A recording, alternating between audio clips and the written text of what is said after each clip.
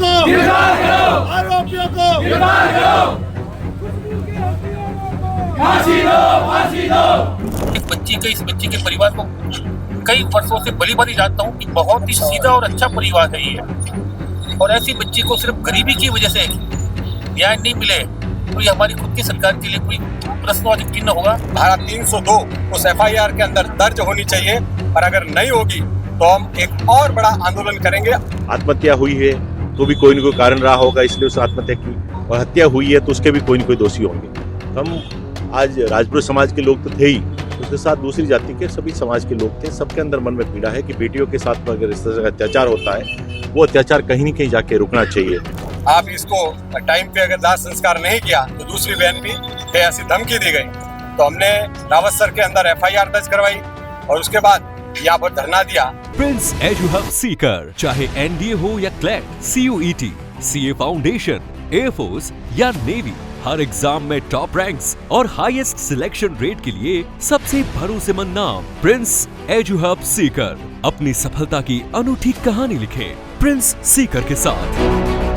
Sir, आज आप भी पीड़ित परिवार के साथ में मौजूद हैं, आप अंदर जाकर आए थे, क्या बात?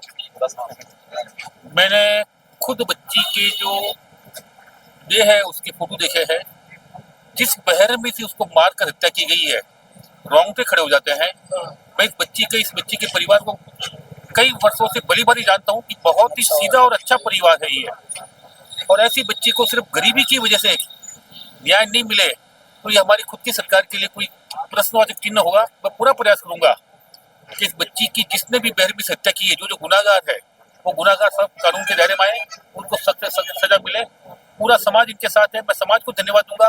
ये गरीब व्यक्ति खुद लड़ नहीं सकता था, तो समाज आगे आया इसकी बच्ची की लड़ाई के लिए, तो समाज के लोगों को भी से धन्यवाद है। सूरज जी नारवा भी ये मौजूद है, रैली में साथ में आ रहा था। सूरज जी, आप भी अंदर जाना आया था, इन मामले पर आपने क्या होगा? कलेक्टर को मुख्यमंत्री के नाम ज्ञापन दिया है। बहन खुशबू राजपुरोहित धर्मधारी की जो हत्या हुई है उसके अंदर न तो पोस्टमार्टम हुआ, आनंद फानम में पोस्टमार्टम कर दिया। पीड़ित परिवार को न्याय नहीं मिला, न ही कोई एफआईआर हुई। पीड़ित परिवार को दबाया गया कि एक बहन आपकी और है, अगर आप इसको टाइम पे अगर दाह संस्कार नहीं किया तो दूसरी बहन भी ऐसी धमकी दी गई। तो हमने रावत सर के अंदर एफआईआर दर्ज करवाई और उसके बाद यहाँ पर धरना दिया।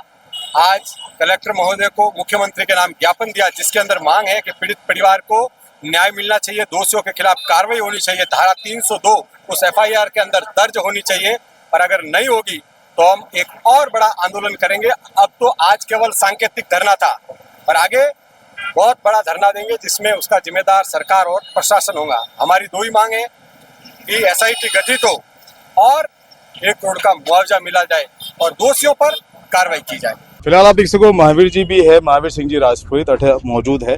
सब समाज के अंदर इन तरह जो घटना घटी है और भी समाज में घटे है, और लगातार इन तरह का अपराध बढ़ता जा रहा है, इन पर आपने क्या कहना है?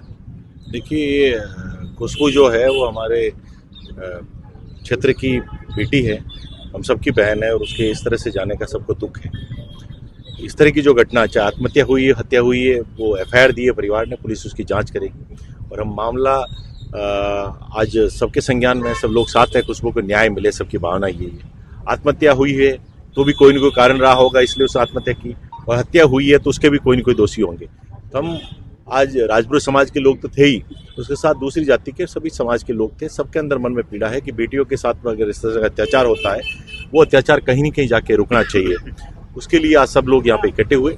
उन्होंने जिला कलेक्टर महोदय को मुख्यमंत्री जी के नाम का ज्ञापन दिया, और हम आपके माध्यम से भी सरकार और प्रशासन से भी यही अपील करते हैं कि खुशबू को न्याय मिले, और सामाजिक लेवल पर भी हम सबकी जिम्मेदारी है कि इस तरह के दुखद दिन और देखने को नहीं मिले। उसके लिए कोई न कोई सबको मिलकर ठोस निर्णय लेना चाहिए, एक जागरूकता आनी चाहिए, और ऐसे दोषियों के खिलाफ में कठोर कार्रवाई होनी चाहिए। मैं किसी व्यक्तिगत रूप से किसी के ऊपर न तो आरोप करूंगा न प्रत्यारोप करूंगा। एफआईआर दी है परिवार वालों ने, एफआईआर दी है, उसके ऊपर निष्पक्ष जांच हो, पुलिस उसका इन्वेस्टिगेशन करेगी, और अगर निष्पक्ष जांच नहीं होगी तो हम मजबूती के साथ उसको खुशबू को न्याय दिलाने लड़ेंगे। और मैं एक बार फिर कहना चाहता हूं कि ये समय आरोप प्रत्यारोप का नहीं है, ये समय एक बहन को, एक बेटी को न्याय दिलाने का। हमारा राजनीति करनी है तो राजनीति करने के लिए हमारे पास बहुत सारी जगह है। केवल इतनी सी बात है कि हमारी बहन मेरे पड़ोसी गांव की है, मेरी पंचायत समिति की है, मेरी विधानसभा क्षेत्र की, जहां से मैंने चुनाव लड़ा है 2018 में कांग्रेस से। तो हम यही चाहते हैं कि हमारी बहन को, हमारी बेटी को न्याय मिले और आगे हमें किसी खुशबू के लिए ऐसे दुखद दिन देखने नहीं पड़े। उसके लिए मिलजुल के इसको लड़ाई को लड़ेंगे और दोषी कोई भी हो उस दोषियों के खिलाफ कार्रवाई होनी चाहिए।